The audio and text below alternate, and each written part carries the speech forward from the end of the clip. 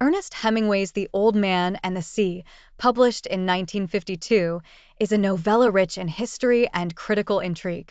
It tells the poignant tale of Santiago, an aging Cuban fisherman who engages in an epic battle to catch a massive marlin.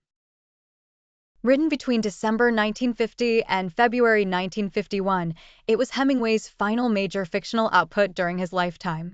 The narrative struck a chord upon its release, garnering record sales and initial widespread acclaim, although opinions have fluctuated significantly over the years. Hemingway began crafting this story during a particularly turbulent period in his life. His previous novel, Across the River and Into the Trees, suffered from poor reviews.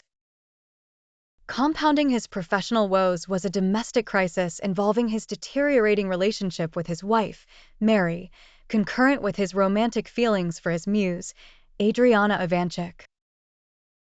The spark for The Old Man and the Sea came from a tale Hemingway had heard 15 years earlier, revolving around an old man and his struggle with a marlin. Initially intended as part of a trilogy, Hemingway decided the story could stand alone. His work ethic was formidable, pounding out up to 1,000 words a day. He completed the 26,531-word manuscript in just 6 weeks.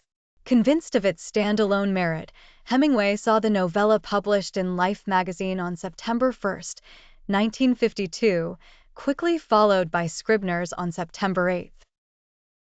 The anticipation was so high that both releases experienced massive bootlegging. The magazine sold 5.3 million copies within 2 days, and tens of thousands more were sold by Scribner's. By the year's end, the novella had been translated into 9 languages and maintained its position on the New York Times bestseller list for 6 months. The Old Man and the Sea earned Hemingway the Pulitzer Prize for Fiction in 1953 and was notably referenced when he received the Nobel Prize in Literature in 1954. Early critiques celebrated the work as a return to form for Hemingway.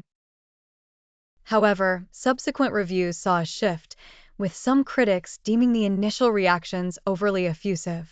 Debate persists regarding the novella's standing within Hemingway's oeuvre, with thematic explorations frequently delving into Christian symbolism and the timeless struggle embodied by Santiago.